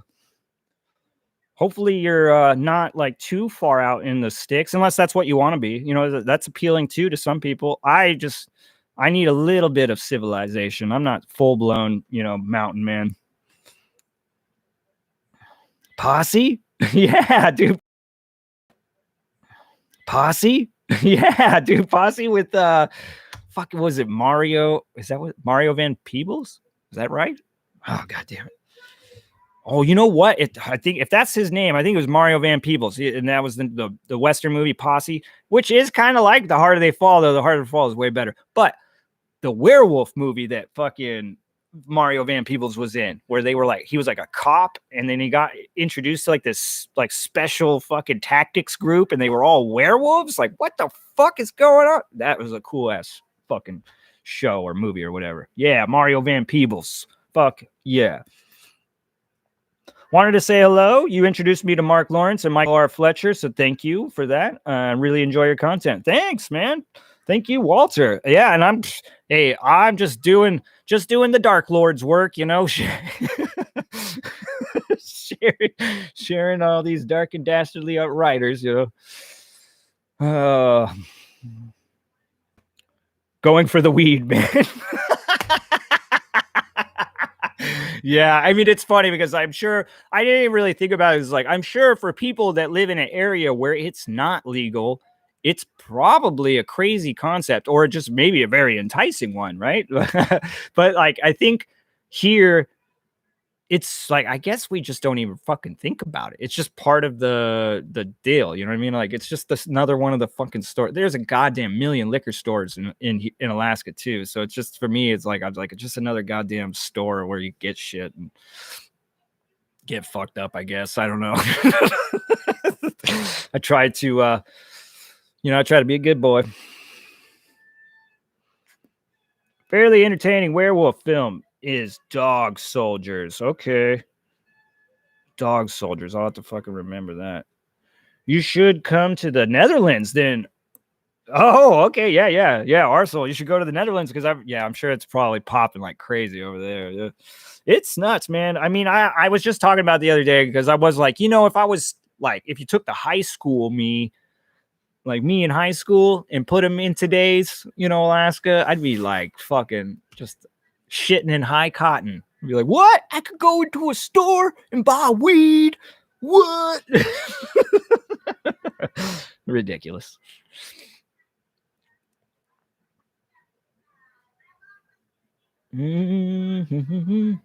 Dog Soldiers is dope, huh? All right, cool. We got some confirmation. It's good.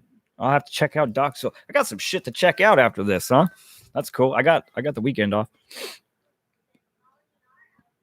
We're on our way. Fuck yeah. Hell yeah. Is anybody here? Probably, maybe not, but is anybody here one of my comic questers? Are any of you guys watching the? I know there are not many of you. I watch the fucking analytics. But if there's anybody here that is an avid comic quester, I would love to know. And just like let me know what the fuck you even feel about that shit. It's my least watched shit. I love doing it. I'm not going to stop. But at the same time, I wonder if there's something I could do to make it a little more interesting for you. I'm really bad with the panels.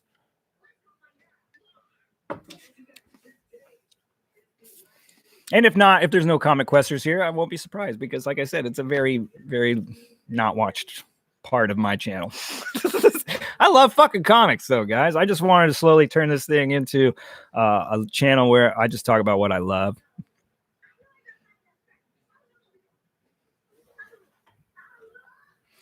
I don't know if Alan's still on here. Alan, what are you reading? What is everybody reading? Anybody reading anything fucking just crazy? Like just awe-inspiring?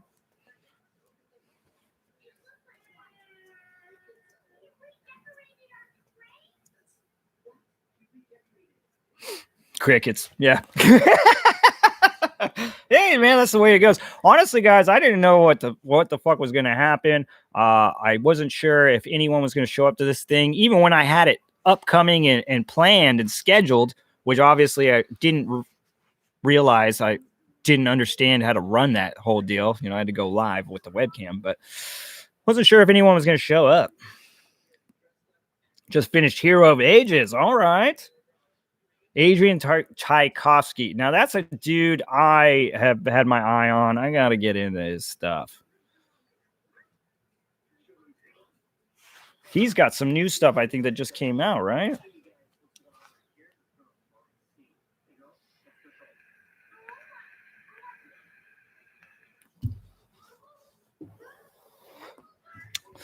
Thank you. Thank you, 20. I'm just trying. We're trying. That's all we do here. I can't guarantee you guys anything good or great. I just will always try, though. Empire of V currently. Yeah, sweet. I love that book, man. Reaper Scale, Heroes Die. Heroes Die. Yeah, I got to get on that. 1, 2. I thought it was good. Deadhouse Gates. Spoonbenders in Orion, book by Ben Bova. Dang, you got switching between 3. That's a tricky. I don't like to do more than 2. I've done 3, but that's more power to you. I got some people that are just like, fuck it. I got 5. They're reading 5 books at once. I'm like, what? After Shadow, the app, gonna read Erickson's The God Is Not Willing. That's his new one, right? I still got, I mean, like I said, I'm at this point where it's like one or the other is probably gonna take over next year. I'm still rereading Baker's stuff. I don't know. I might get to that point where I just like I don't want to read any of the big other thing else. I love Baker. Monsters is awesome comic. Fairy Lovecraft. Dude, Monstrous is awesome, dude. I love it. I literally, the only reason why I haven't put any content about it is because I feel like it's a very rich comic. It has a lot of fucking ground to stand on, and I want to do it service. Like, I don't want to, like, do a half-ass fucking deal. And I don't know exactly how I want to present it either, because I see motherfuckers don't like watching these comics videos because I think that they're just worried about either maybe they're just not interested because comics have a bad rap, or they're worried I'm going to spoil everything. So it's really the Comics Quest thing is me constantly trying to figure out the right amount of stuff that I could talk about, the right amount I could spoil, the right amount I could show you while still keeping your interest or whatever. Yeah.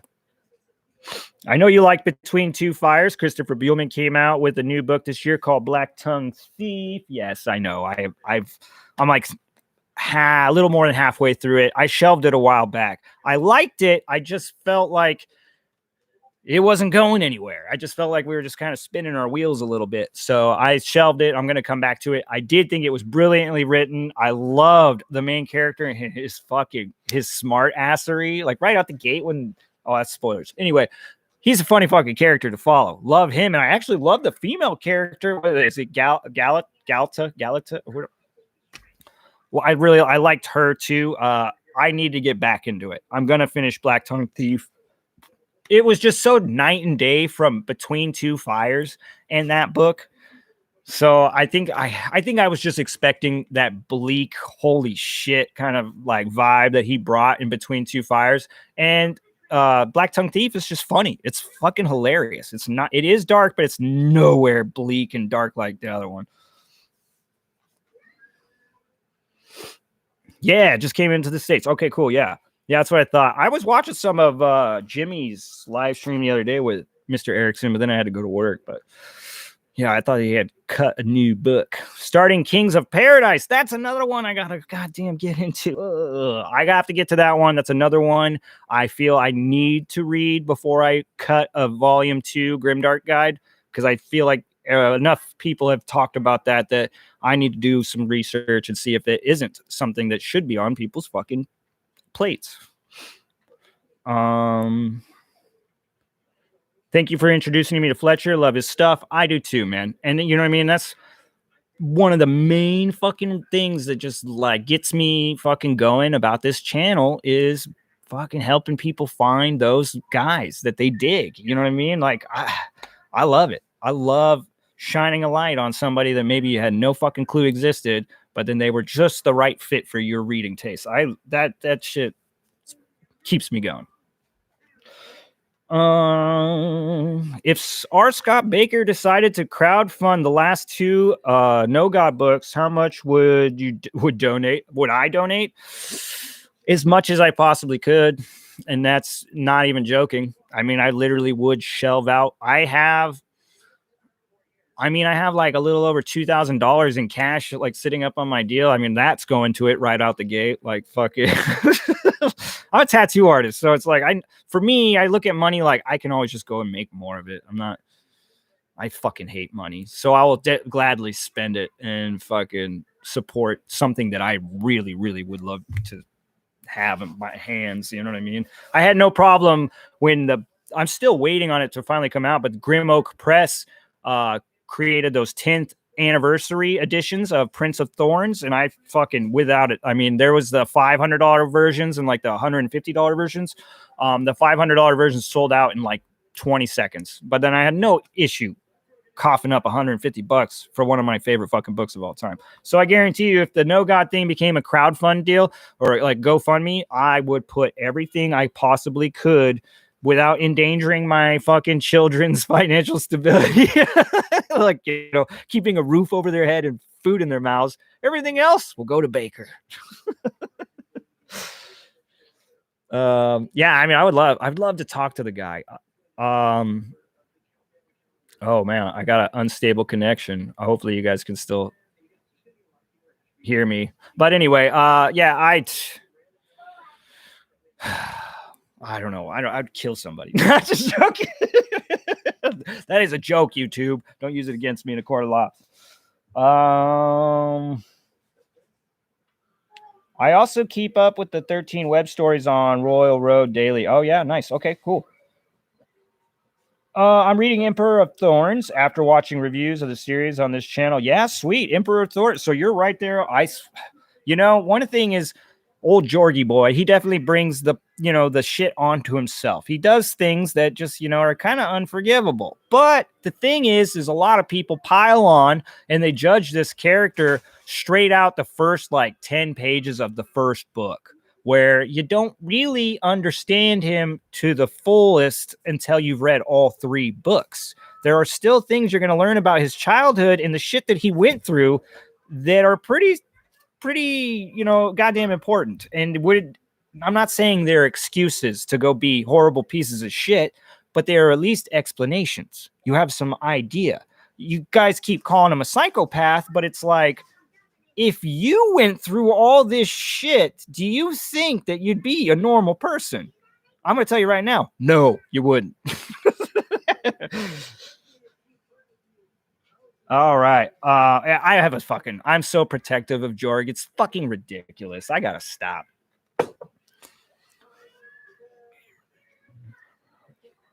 He really should do that route as far as he's had some problems with Overlook, the publishers who took over his books. Yes. So that is something, in case you guys are, interested in Baker and don't know, there has been some issues with him in publishing. That's one of the main things I think that slowed down the whole going into No God. But there was also some, from what I hear, there was issues with the publisher and whatnot just during the last two books, The Great Ordeal and The Unholy Consult. From what I understand, there might have been some fuckery on Overlook's part. Some of the editing process was a little not dialed in the way it was supposed to be. And marketing as well. I think there was just a lot of shit that kind of fell through the cracks for some reason on those last two books, and kind of is now carrying on into his could-be future work. So yeah, maybe it is more in his best interest to just crowdsource the fucking thing. You know what I mean? I don't know. I'm not him, and I don't know if that's a huge shot to your. It's weird for me to say. Like, I would think that he has some form of ego, maybe not an inflated one or a bad one, but he's got to have some kind of sense of himself, right? And if you're an established author who has written 7 fucking books, it might piss you off a little bit about the idea of having to fucking, crowdsource your other one. You're like, what the fuck? I'm an author, man. You should be publishing my shit. I don't know. I would love to talk to the guy, but I don't think I ever will. He's probably much too goddamn busy to be talking to a heathen like me. I bet he hit his goals real quick. I guarantee you he would, because he has a massive fucking, well, I shouldn't say massive, but he has a big following, like a cult style following. These people will fucking do whatever the fuck he wants. If he tells us to do something, we're probably all going to act like, okay, yeah, what else do you need us to do, Mr. Baker? What's funny is because his name Baker, it's spelled just like how Tammy Faye, was it Jim Baker or whatever? I was like, I wonder if they are ever at all related. And then it made it just this funny thought of, could you imagine R. Scott Baker doing some televangelist stuff, but second apocalypse style? He's like, get on the phone and cast the number sticks. Shit. Oh god damn it! My mind is just weird, guys. Erickson is awesome. He and Baker talked to each other. I was wondering that. I wanted to kind of see if I could get any information on that out of that last little interview I saw with them. I just wasn't able to watch it because I had to go to work. But I really wondered about those two, because they both have some of the largest epic scope style stories out there in fantasy.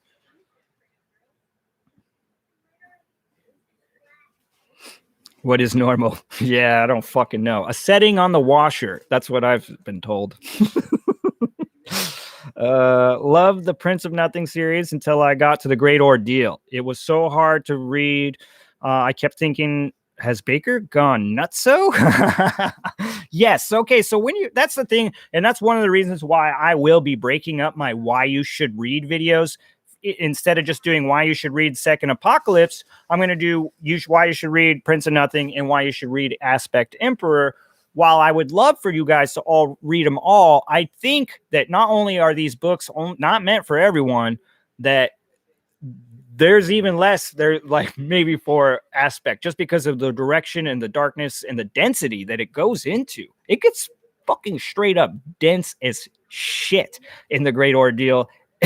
And it is hard to understand exactly what the fuck is just going on. And that's another thing that kind of rolls back into, I'm not sure if there was any kind of editing fuckery going on though too, or if that's exactly how it was supposed to drop, but it's nuts. You're right.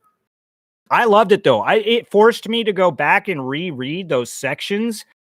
I only had more fun. I was only enjoying myself that much more, going back and rereading it. And I hate doing that. So it really I was like, holy shit, I'm loving this. How the fuck am I loving it? I usually hate this shit. It was a good sign.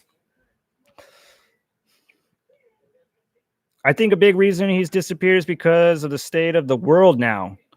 His last few big or blog posts last year. I'm sorry. I'm not saying he's right or wrong, but he was not a fan of Trump. I didn't know that, but I mean, I try to stay out of the political shit, especially on this goddamn channel. But yeah, I don't know. That could be. You know what I mean? Like, fuck.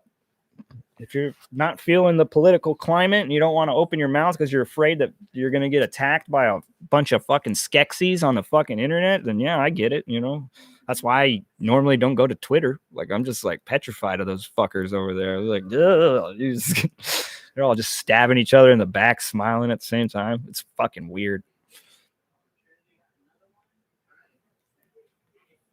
I'm reading The Way of Kings now. Not dark, but hefty read. Good so far. Right on.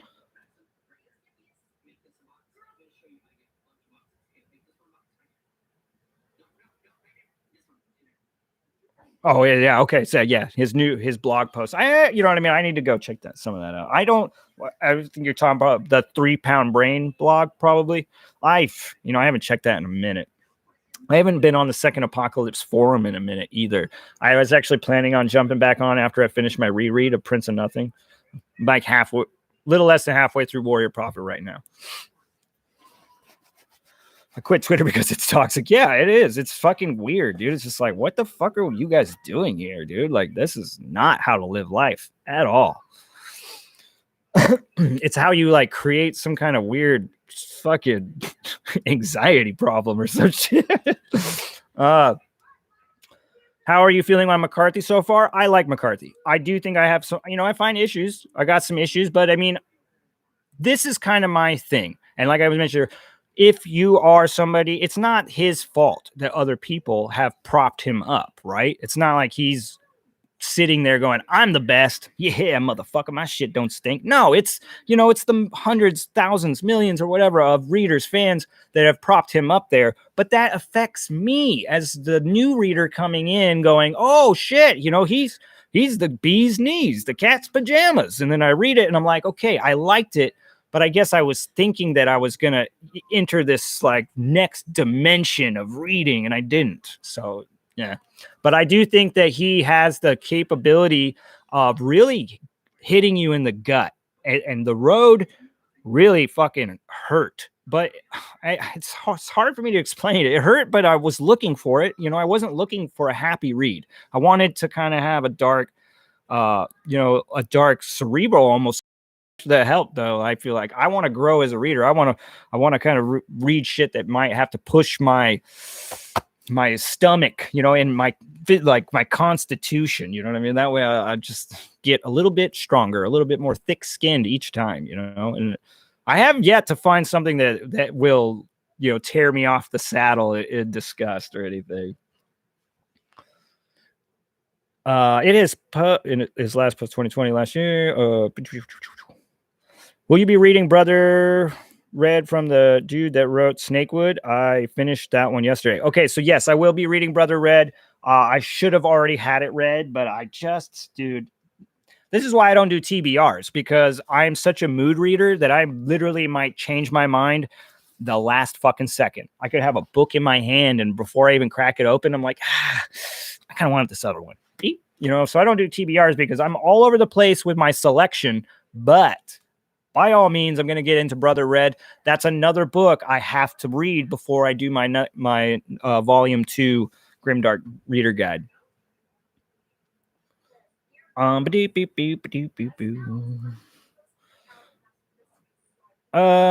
have the first book of the Gap Cycle on your radar? Yes, I do.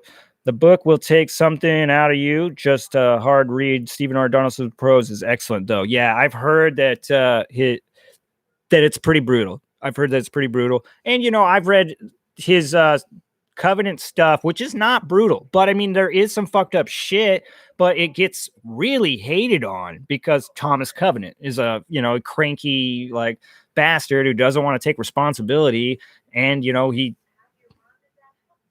does his thing in the fucking in the first book. Not trying to spoil it. You can watch my review. I spoil it there. But yeah, I think there's a lot of people that come down on Donaldson mostly because of this use of rape in his books, but that's not something that's going to deter me from reading a book. And does that mean I support fucking, physical abuse? No, Jesus Christ, but yeah, some people get like that, They won't touch it. They have no threshold for it, and they don't appreciate other people reading it. I have similar presupposition. God damn it. You and your big words. I'll still read them at some point, though. Okay. Forgot to mention that Wolves is an apocalyptic violent Western for anyone interested. Need to go out and you don't need to go and thank me, but later. Haha. Okay, so yeah, I love Westerns. I love weird Westerns, violent Westerns especially. Yeah, I just dig that shit. I was super into like the Gunsmith and the Edge series, like those little fucking like $2 Western novels back in the day. So good. I thought The Magpie Coffin was brutal at times. Great book too. Okay, cool. Yeah, I have that. It's up on my deal. That's I'm gonna get to that really soon too. It's a real small book, so there's no reason why I can't knock that out. Probably get to it here soon. Probably with Race of the Broken Land. I just gotta get through this reread of The Warrior Prophet. Do you have any good novella or short stories to recommend? I do.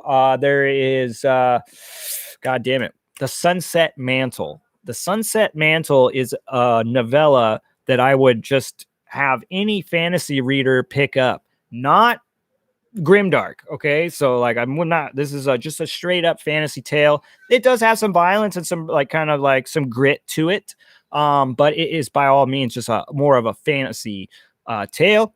But the way it's written is great. It is paced amazingly. It's one of those, I usually pick as much as I like to promote novellas, especially for slow and struggling readers. I always pick them apart because it's a really hard book to write. You're restricted yourself to so few pages. So how do you get all this work done with, such small constraints? And this guy, Altair Reese, writing The Sunset Mantle, really nailed all the things. He nails world building. He nails character. He nails pacing. He nails all of it. The only thing that he doesn't really throw in there heavy is the magic. There's a kind of a take on magic, but it's a very low fantasy setting. So just know that. But other than that, The Sunset Mantle is a brilliant novella that you guys can read in one fucking day. It's like 100 pages or some shit like that. And it's just so good, and it's emotional, it's heartfelt and gritty. It's just, yeah, it's good. It's like I said, it's very impressive because it's got all that stuff. You know what I mean? It's just usually a novella has to sacrifice one of those things so the others can be good, but not in that one. Sunset Mantle is rocking. Also, Prosper's Demon, that's a good one too, by KJ Parker. I would pick that up. A lot of fun, kind of like Constantine, sort of. Constantine, I don't know, fucking, I can't remember how I would exactly put it, but a lot like Constantine, the fucking character.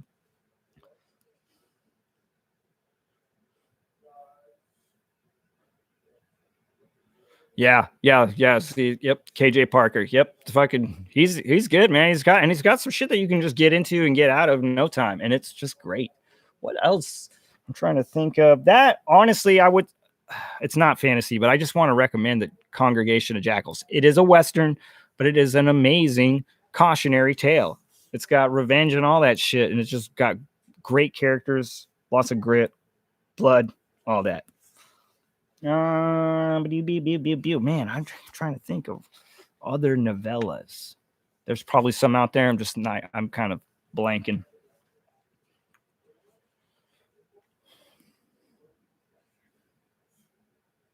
Oh man. Yeah, there's a lot. Yeah. I don't know how much. I'm probably gonna end up. I can hear my daughter over here doing the little puppy dog noises, trying to pull me off my deal. Probably wants to go play or something. Well, hell yeah, guys. If you guys want to know anything else, go ahead. I'll give you a couple more minutes. I'll answer whatever, but I'm probably gonna call it a day so that way I can kind of go about and take care. Are you really? Yeah, let's answer these questions. I got a fake crier over here.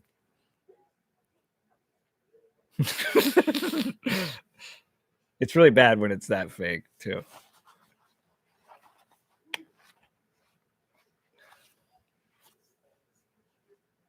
Crickets again?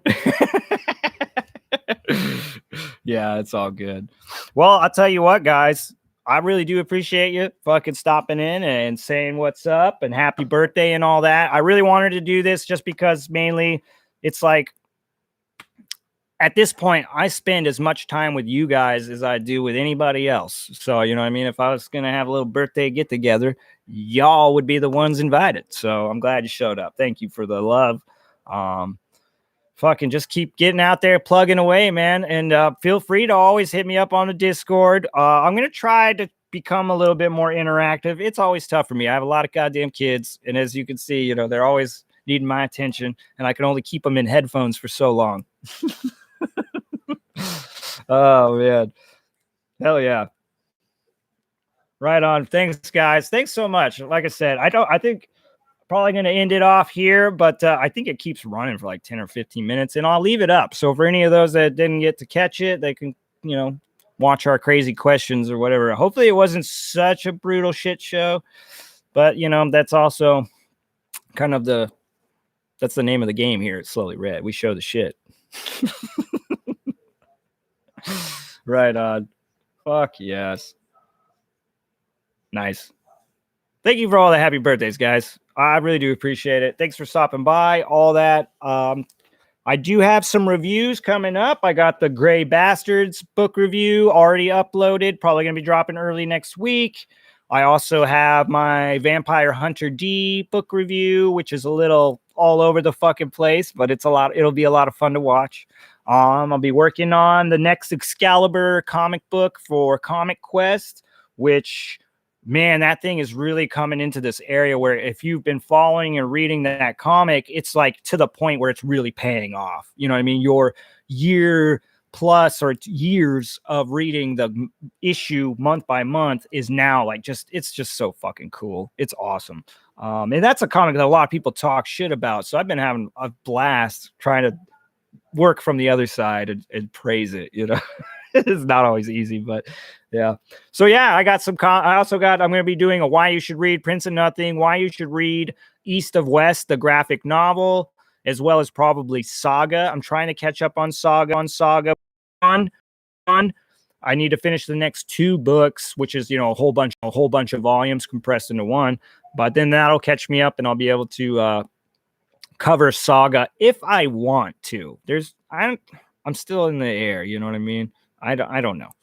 Comic Quest is something I'm very, very I just love it. Not a lot of people do. So for those that are watching it, God bless you. God bless you. Because I don't think anybody else wants to see that shit. It's a lot of fun though. All right. 3-body problem. Oh man. Throwing zingers at me. All right, cool guys. I gotta get out of here. I gotta take care of my kids and yeah, try to enjoy this birthday of mine. I hope maybe I'll get some cake or something. I don't know. Maybe there'll be a severed head inside. All right. Hey man, I love you guys. Thanks for all the loves, the birthday love, the wishes, all that stuff, man. Thanks for the little bit of your time, because I know, just like mine, it's precious. All right. All right. Peace.